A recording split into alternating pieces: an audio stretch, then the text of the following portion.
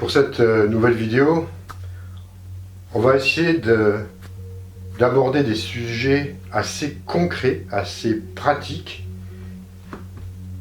pour faire face, on va dire, à ce qui se passe sur un plan subtil à notre rencontre. Je vous ai déjà parlé dans mes vidéos que la Terre, la planète, était maintenue sous une espèce de chape de plomb, on va dire, subtile, qui empêche d'une part les communications avec les êtres des étoiles, mais aussi qui nous maintient dans une espèce de léthargie de notre véritable conscience.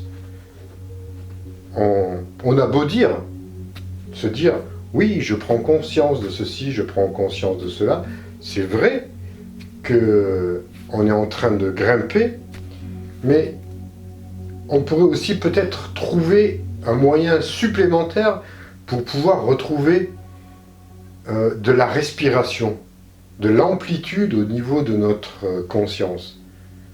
Alors il ne s'agit pas forcément d'avoir une conscience plus haute, mais d'avoir une conscience plus large. Comment faire, vous me direz-vous? Déjà, il faut reconnaître en nous notre léthargie. On est en ce moment, si vous voulez, la conscience humaine, elle est pour moi comme un rêve lucide. C'est déjà bien. Pour certains, je dis bien. C'est-à-dire qu'on est en train de sortir des strates de notre somnolence, petit à petit. Voyez ça comme un rêve, c'est-à-dire qu'on peut passer du cauchemar au rêve, qui part un peu dans tous les sens, jusqu'au rêve lucide, jusqu'après la pleine conscience. Mais la pleine conscience, on n'y est pas encore. Alors, pour certains, on est dans un rêve lucide, c'est-à-dire qu'on sait que l'on rêve, mais on est toujours dans le rêve. Je parle de notre incarnation sur Terre. Évidemment, ceci, savamment entretenu par les forces de l'ombre, qui veulent nous maintenir dans les basses couches de notre psyché. Et alors, comment on fait pour pouvoir effectivement se réveiller petit à petit? Il n'y a pas beaucoup de mystère, on va dire. Les solutions sont simples pour nous retrouver une conscience, notre conscience de notre propre réalité, de notre propre être, de notre véritable nature. Il n'y a pas 36 solutions. Alors, évidemment, ça va passer par des petits aspects. Alors, on va commencer par des aspects, somme toute, classiques. Déjà, la base, pour nous, c'est l'alimentation. Qu'est-ce qu'on ingère en ce moment? Qu'est-ce qu'on nous oblige aussi quelquefois à ingérer au niveau alimentaire, avec tous les soi-disant additifs, tous les composants chimiques conservateurs, et ceux que vous ignorez, qui nous transmettent. Donc déjà, pour abaisser notre immunité, évidemment, et notre conscience au passage. Donc au niveau alimentaire, savoir déjà ce qu'on doit manger, de quelle façon aussi on l'accueille, que ce soit l'eau et la nourriture. C'est-à-dire commencer à s'alimenter en conscience. La conscience de ce que l'on ingère, de la façon dont on va nourrir notre corps, qui est le temple de notre âme. Donc ça, c'est déjà important au niveau de la capacité à avoir une meilleure conscience. Si vous allez, excusez-moi, bouffer tout et n'importe quoi dans la journée, c'est pas forcément l'idéal. Je ne dis pas que c'est une solution parfaite non plus. Car, comme je vous dis, c'est la conscience et l'intention que l'on y met. Comme je dis, il peut y avoir des personnes qui sont carnivores et qui peuvent être de très bonnes personnes, comme il y a des personnes qui peuvent être végans et être des personnes absolument invivables. Voilà, bon, là je pars dans deux extrêmes, mais c'est surtout l'intention et la conscience de ce que l'on absorbe et de la façon dont on doit consommer, entre guillemets, ou du moins absorber les choses. Dans le côté subtil, dans le côté puissant de ce que l'on ingère sur le plan éthérique. Ça va nourrir à la fois notre corps et notre âme.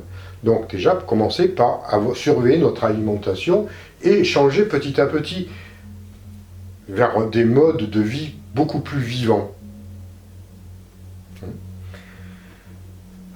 Et en conscience. Donc déjà, je pense que c'est la base d'un travail que tout le monde peut faire, hein. C'est pas compliqué, au lieu d'acheter des produits tout faits, vous cuisinez un peu, hein.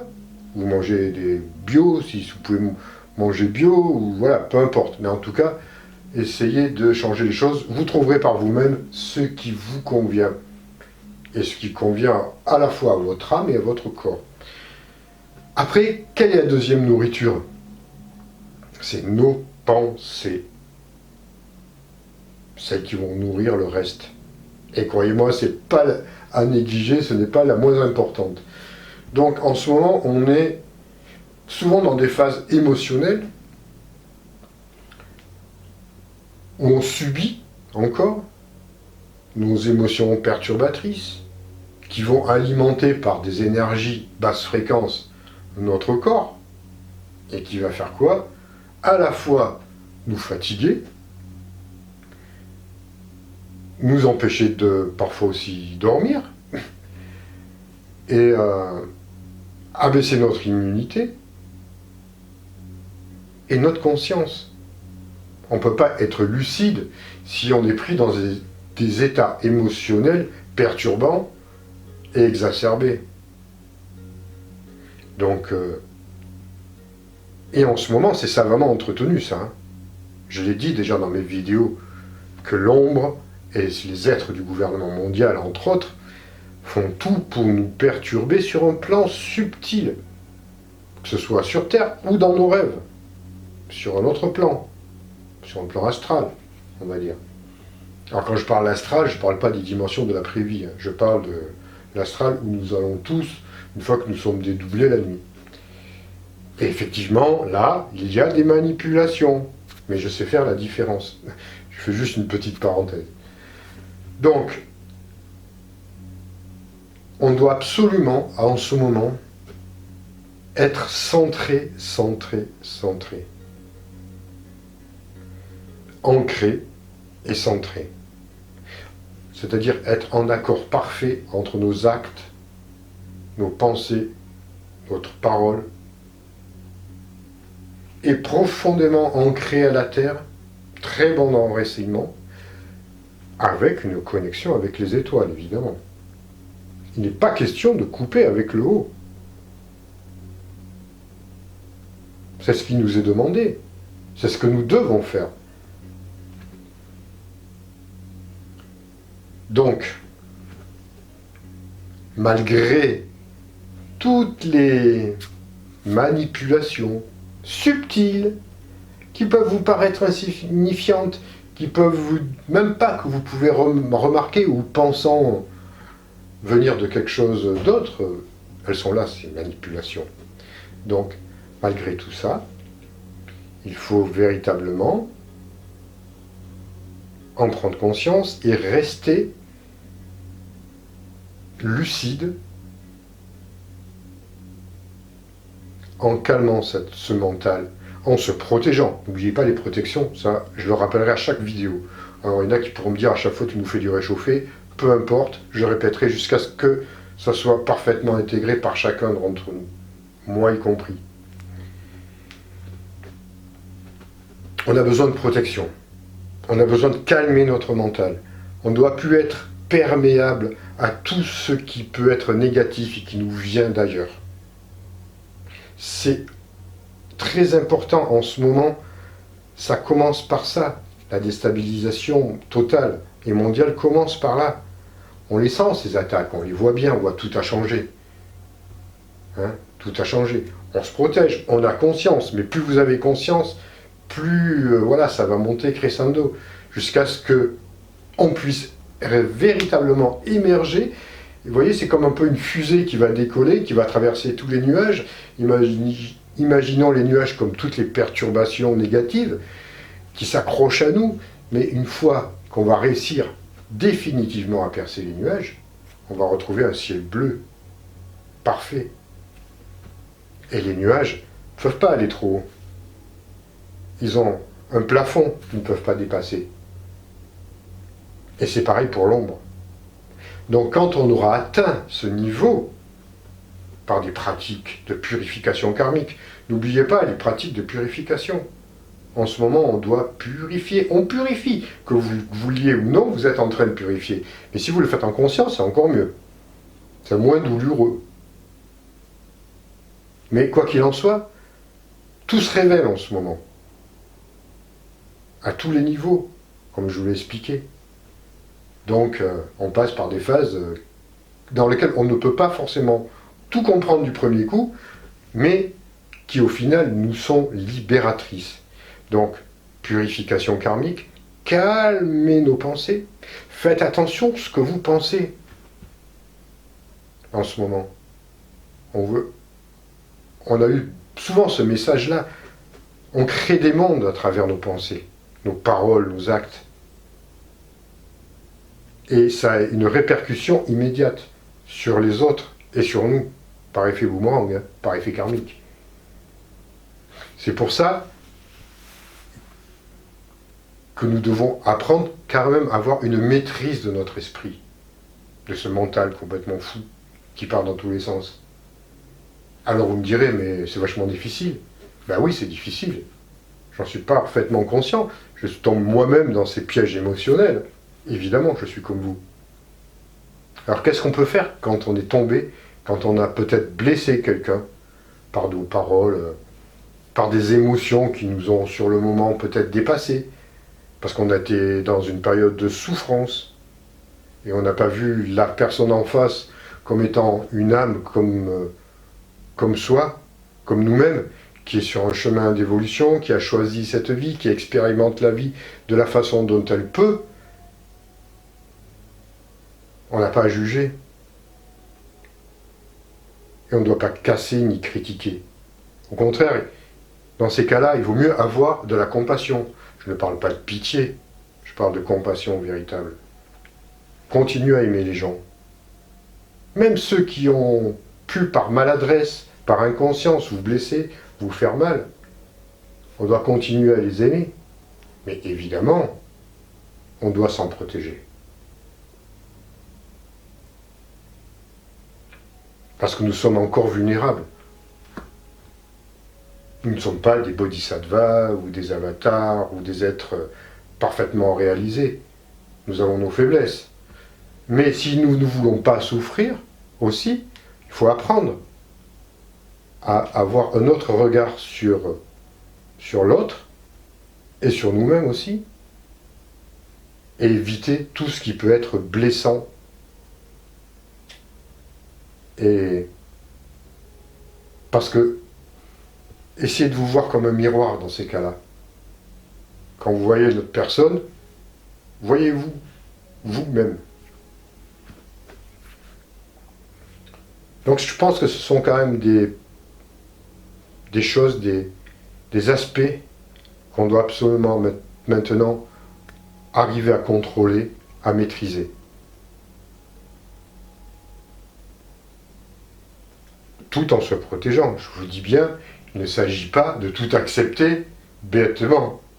Vous devez avoir votre garde-fou, prenez vos précautions. Si vous devez vous éloigner de situations ou de personnes qui, pour vous, ne vous conviennent pas ou peuvent vous atteindre ou vous faire mal ou vous blesser ou vous déstabiliser dans votre chemin de vie, il faut y aller. Simplement, regardez ces personnes-là comme des âmes en apprentissage, comme vous-même, qui expérimentent la vie sous tous ses aspects, en ayant aussi des chemins de vie qui ne sont pas forcément faciles, de par les karmas respectifs. Mais c'est tout. C'est tout. Et après l'avenir, vous ne savez pas. On ne sait pas ce que l'avenir nous réserve.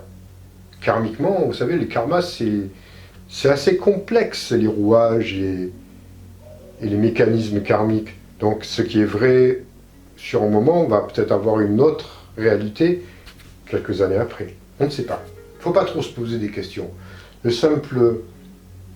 Simplement, déjà apprendre véritablement à prendre soin de nous, de par nos pensées,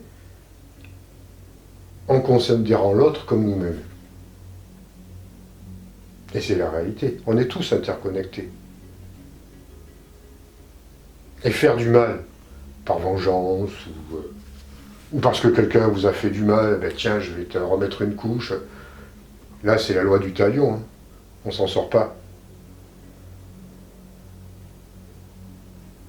Je pense que c'est même pas une question de pardon. Parce que avoir du pardon pour quelqu'un, c'est aussi le juger. Je parle plus de compassion. La compassion, c'est vraiment, je compatis dans ton état, car je sais qu'il est souffrance.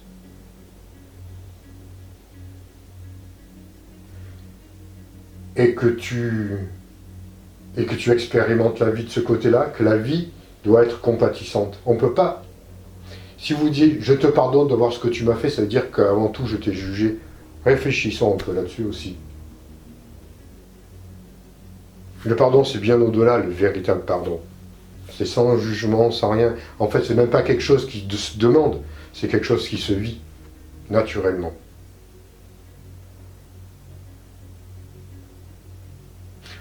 On peut toujours l'exprimer, hein. On peut dire, je te demande pardon.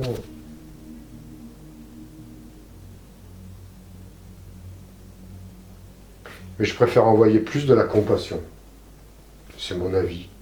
Ça se réfléchit. C'est pas une vérité absolue. J'ai pas de vérité, je ne tiens aucunement à la vérité. En tout cas, sur le moment, c'est ce que j'exprime. Et je vous parle pas de pitié, hein. Je reviens là-dessus. Hein. Ça, c'est vraiment des notions qu'il faut oublier. Je vous dis, le pardon, pour moi, c'est quelque chose qui est inné. Ni ça se demande, ni ça se reçoit. Ça se fait à la fin, de façon naturelle. Par la compassion et l'amour-sagesse. Donc, vous voyez, c'est une vidéo qui sort peut-être un peu hors du commun. C'était un message qu'il fallait que je transmette.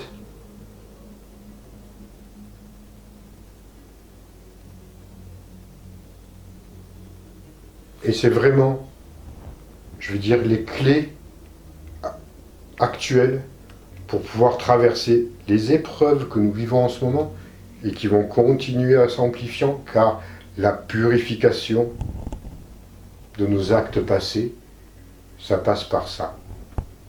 Uniquement par ça. La compassion pour soi et envers tous les êtres sensibles. Et tout le monde est sensible, tout le monde souffre. Il n'y a aucun d'entre nous qui ne souffre pas. Et en ce moment, on doit véritablement s'unir et s'aider et s'entraider à travers ça. Il ne faut pas s'opposer. Il ne faut pas créer des situations pour essayer de dominer l'autre, manipuler l'autre, se venger de l'autre, ou faire souffrir gratuitement pour nourrir un ego une fois de plus. Donc voilà, c'est ce que j'avais à dire. C'est très court aujourd'hui, je pense, mais ça a son poids et son importance.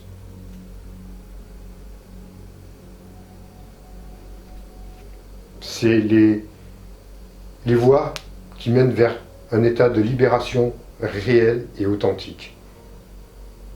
Pas besoin de pratiques mystiques ou délirantes, de rayons, de je ne sais où. Ça existe, il y en a des très bonnes, hein, de petites pratiques. Je vous expliquais, c'est toujours dans la simplicité. Mais inutile d'invoquer l'archange bidouillon, hein. C'est pas comme ça. En tout cas, me concernant. Et à travers les messages qui me sont transmis, et qui sont insistants, soyez dans la simplicité.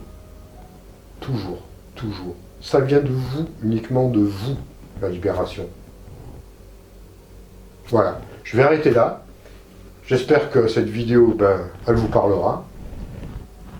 Toujours pareil, on reste sur Terre, protocole, abonnement, partage, like.